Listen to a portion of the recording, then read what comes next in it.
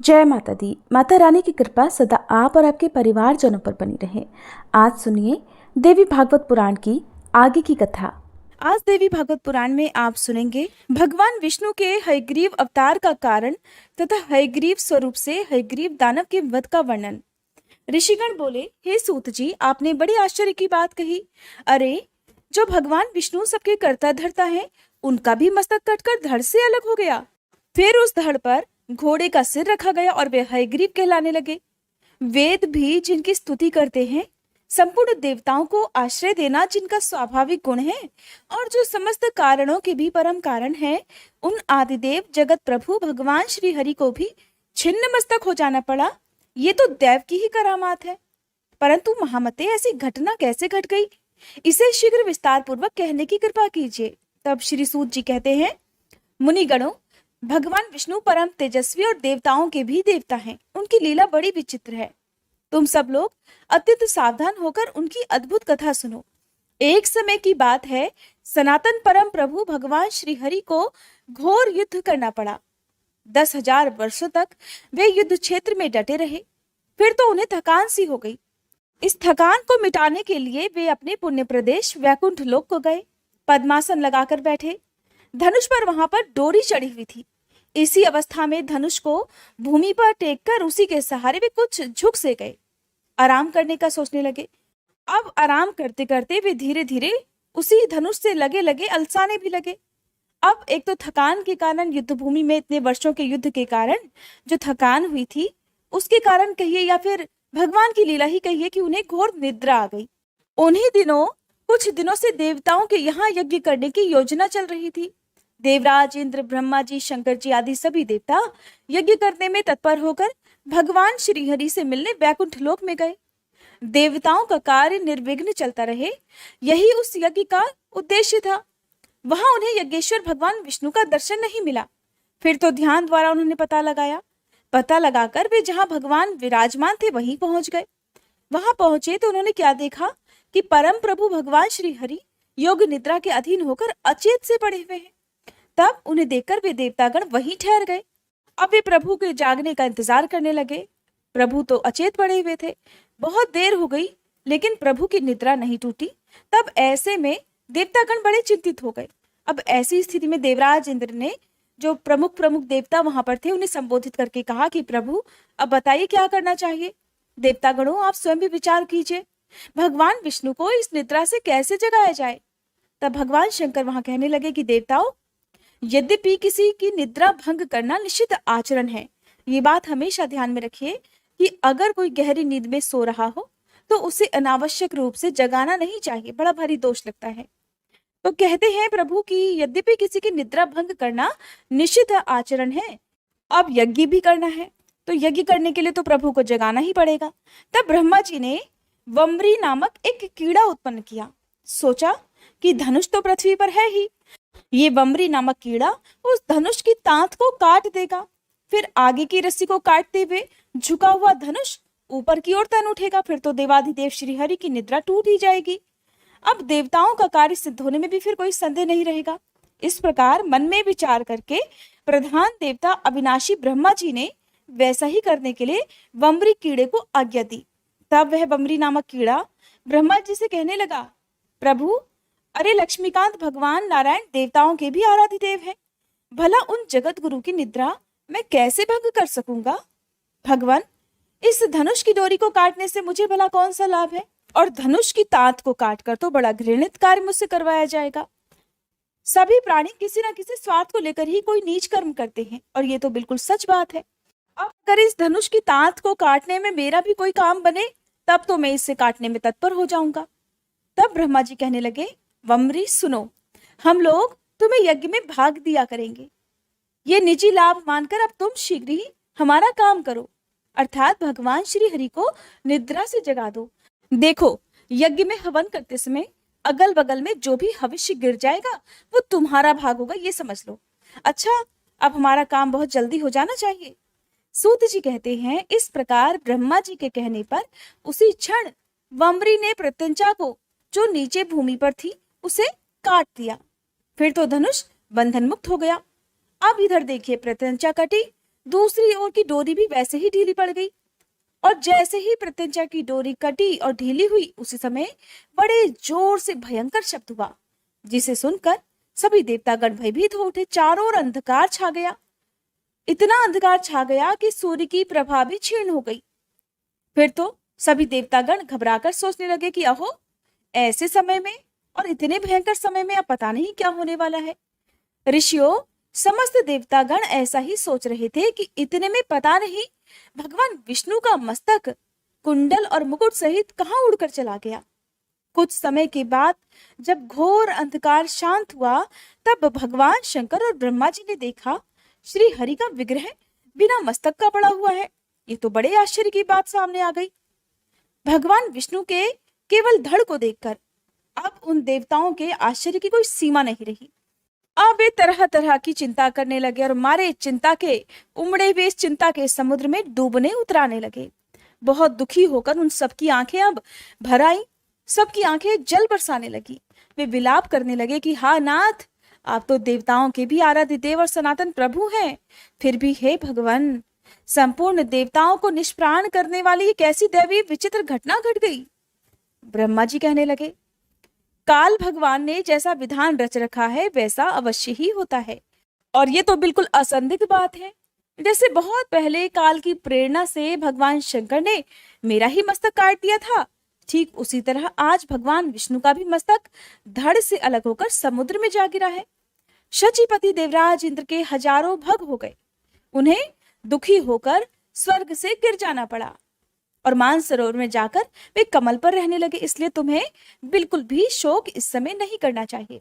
तुम सभी उन सनातनमयी विद्या स्वरूपिणी महामाया का चिंतन करो। वे प्रकृतिमयी भगवती निर्गुण स्वरूपिणी और सर्वोपरि विराजमान है। अब वे ही हमारा कार्य सिद्ध करेंगी। वे इस जगत को धारण करती हैं। उनका नाम ब्रह्म विद्या भी है। सब प्राणी तो उन्हीं की संतान है। त्रिलोकी में चर और अचर जितने प्राणी हैं, सब में वे विराजमान हैं। सूत जी कहते हैं, फिर ब्रह्मा जी ने वेदों को जो सामने देह धारण करके उपस्थित थे उन्हें आज्ञा दी। ब्रह्मा जी कहने लगे, हे ब्रह्म विद्या स्वरूपिणी भगवती जगदम्बिका परम आराध्या है। उन सनातनी देवी के अंगों का साक्षात्कार होना कठिन है। वे भगवती महामाया संपूर्ण कर्मों को सिद्ध कर देती है, अतः तुम सभी उनकी स्तुति करो। तदंतर सुंदर शरीर धारण करने वाले वेद ब्रह्मा जी का कथन सुनकर उन भगवती का जो ज्ञान गम्या है, महामाई नाम से प्रसिद्ध है और जिन पर संपूर्ण जगत अवलंबित है, उनकी स्तुति करने लगे। वेद बोले, आप महामाया हैं, जगत की सृष्टि करना आपका स्वभाव है। आप कल्याणमय विग्रह धारण करने वाली और प्राकृतिक गुणों से रहित हैं। अखिल जगत आपका शासन मानता है और भगवान शंकर के आप मनोरथ पूर्ण किया करती हैं। माते, आपको नमस्कार है। संपूर्ण प्राणियों को आश्रय देने के लिए आप पृथ्वी स्वरूपा हैं। प्राणधारियों के प्राण भी आप ही हैं। घी, श्री, कांति, क्षमा, शांति, श्रद्धा, मेधा, धृति और स्मृति, ये सभी आपके नाम हैं। ओंकार में जो अर्धमात्रा है वह आपका रूप है। गायत्री में आप प्रणव हैं। जया, विजया, धात्री, लज्जा, कीर्ति, स्पर्श और दया, इन नामों से आप प्रसिद्ध हैं। माते, हम आपको नमस्कार करते हैं।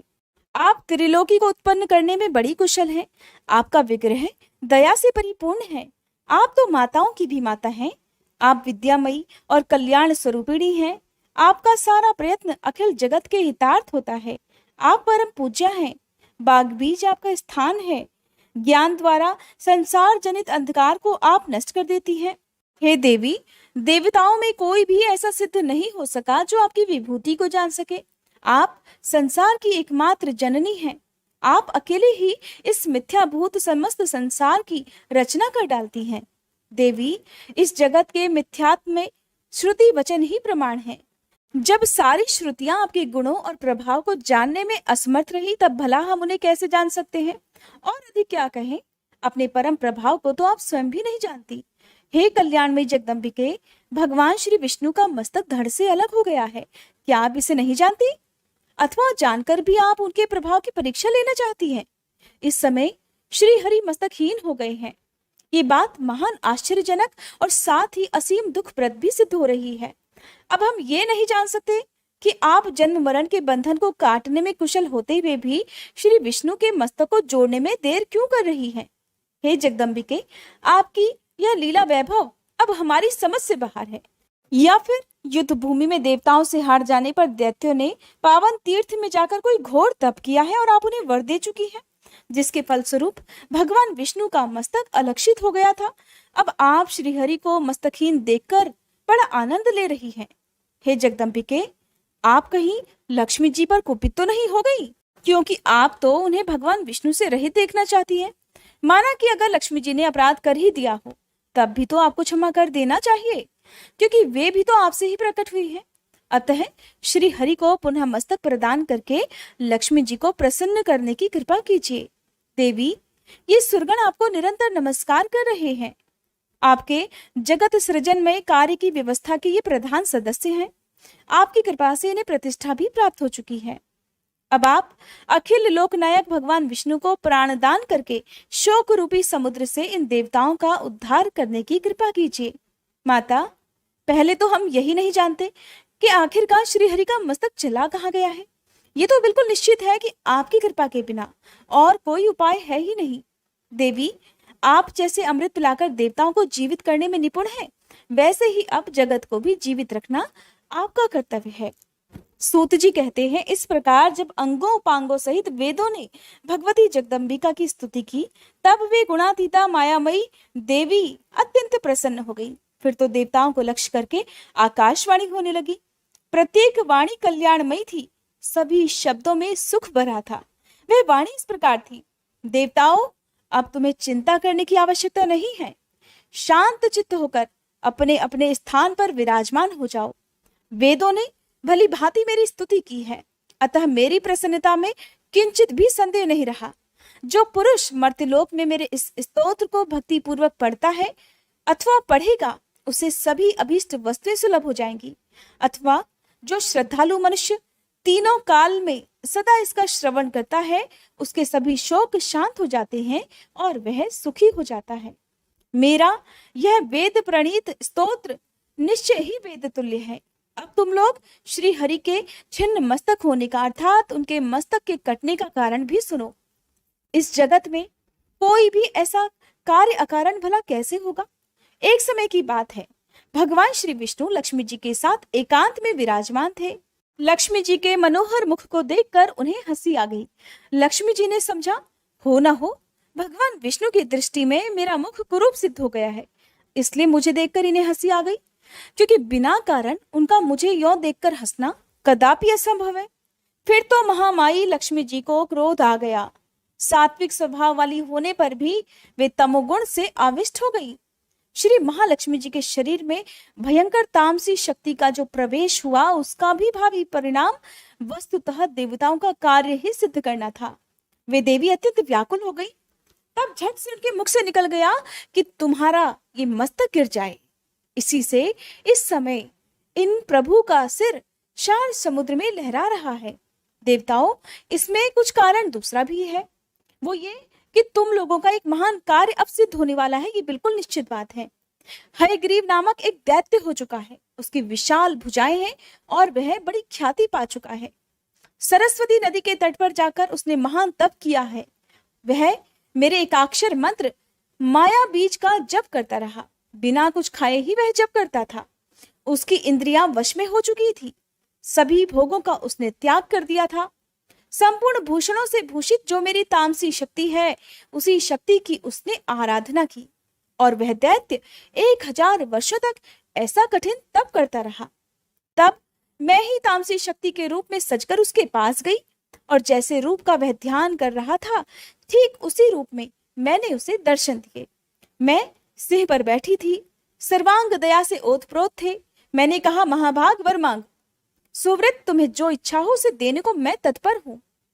फिर तो क्या हुआ कि मुझ देवी की बात सुनकर वह दैत्य प्रेम से विभोर हो उठा। उसने तुरंत मेरी परिक्रमा की और मेरे चरणों में मस्तक झुकाया। मेरे इस रूप को देखकर उसके नेत्र प्रेम से पुलकित हो उठे और आनंद के आंसू से भर गए। फिर तो वह मेरी स्तुति करने लगा। हयग्रीव कहने लगा कि कल्याणमयी देवी, आपको नमस्कार है, आप महामाया हैं, सृष्टि, स्थिति और संहार करना तो आपका स्वाभाविक गुण है। देवी, भक्तों पर कृपा करने में भी आप बड़ी कुशल हैं। मनोरथ पूर्ण करना और मुक्ति देना आपका मनोरंजन है। तब भगवती ने कहा कि तुमने बड़ी अद्भुत तपस्या की है। मैं तुम्हारी इस भक्ति से अत्यंत प्रसन्न हूँ। तुम अपना अभिलषित वर मांगो, तुम्हें जो भी इच्छा हो मैं देने को तैयार हूँ। तब हयग्रीव बोला, माते, जिस किसी प्रकार भी मुझे मृत्यु का मुख ना देखना पड़े, वैसा ही वर देने की कृपा कीजिए। मैं अमर योगी बन जाऊं, देवता और दानव कोई भी मुझे जीत ना सके। देवी ने कहा, देखो, जन्मे हुए की मृत्यु और मरे हुए का जन्म होना बिल्कुल निश्चित है। भला ऐसी सिद्ध मर्यादा जगत में कैसे व्यर्थ की जा सकती है? राक्षस राज, मृत्यु के विषय में तो ऐसी बात पक्की समझ लेनी चाहिए। इसलिए मन में सोच विचार कर जो इच्छा हो वह मांगो। हयग्रीव बोला, अच्छा, तो हयग्रीव के हाथ ही मेरी मृत्यु हो, दूसरे मुझे न मार सकें। बस अब मेरे मन की यही इच्छा है और हे देवी, इसे ही पूर्ण करने की कृपा करें। तब देवी कहने लगी, महाभाग, अब तुम अपने घर को जाओ और आनंद पूर्वक राज्य करो। ये बिल्कुल निश्चित है, हयग्रीव के सिवा दूसरा कोई भी तुम्हें नहीं मार सकेगा। इस प्रकार उस दानव को वर देकर तामसी देवी अंतर्ध्यान हो गई और वह दैत्य भी असीम आनंद का अनुभव करता हुआ अपने घर चला गया। वही पापी इन दिनों मुनियों और वेदों को अनेक प्रकार से सता रहा है। त्रिलोकी में कोई भी ऐसा नहीं है जो उस दुष्ट को मार सके। अतएव इस घोड़े का सुंदर सिर उतारकर श्री विष्णु के धड़ से जोड़ दिया जाएगा। ये कार्य श्री ब्रह्मा जी के द्वारा ही संपन्न होगा और तब वे ही भगवान हयग्रीव देवताओं के हित साधन के लिए उस दुष्ट और निर्दयी दानव के प्राण हरेंगे। श्री सूत जी कहते हैं, देवताओं से ऐसा कहकर वह आकाशवाणी शांत हो गई। फिर तो सभी देवता जो कुछ देर पहले तक शोक मग्न थे, आनंद से विह्वल हो गए। उन्होंने दिव्य शिल्पी ब्रह्मा जी से कहा। देवतागण कहने लगे कि भगवान श्री विष्णु के मस्तकहीन शरीर पर सिर जोड़ना रूप महत्व कार्य संपन्न करने की अब कृपा कीजिए। तभी भगवान हयग्रीव बनकर इस दानवराज का संहार कर सकेंगे। श्री सूत जी कहते हैं, देवताओं की बात सुनकर ब्रह्मा जी ने उसी क्षण सुरगण के सामने ही तलवार से घोड़े का मस्तक उतार लिया। साथ ही तुरंत उसे भगवान के शरीर पर जोड़ने की व्यवस्था भी संपन्न कर दी। फिर तो भगवती जगदम्बिका के कृपा प्रसाद से उसी क्षण भगवान श्री विष्णु का हयग्रीव अवतार हो गया। वह दानव बड़ा ही अभिमानी था। देवताओं से उसकी घोर शत्रुता थी। अवतार लेने के पश्चात कितने समय तक भगवान उसके साथ युद्ध भूमि में डटे रहे। तब कहीं उसकी मृत्यु हुई। मर्त्यलोक में रहने वाले जो पुरुष इस पुण्यमयी कथा को सुनते हैं, जो भक्त इस कथा को सुनते हैं, दूसरों को सुनाते हैं, वे संपूर्ण दुखों से मुक्त हो जाते हैं। ये बिल्कुल निश्चित बात है। भगवती महामाया का चरित्र परम पवित्र और पापों का संहार करने वाला है। इसे जो भी पढ़ते अथवा सुनते हैं, उन्हें संपूर्ण संपत्तियां सुलभ हो जाती हैं। जय माता दी। आज के अध्याय में बस इतना ही। इसके आगे का वृतांत आप सभी अगले अध्याय में जरूर सुनिएगा। उम्मीद है ये वीडियो आपको पसंद आई होगी।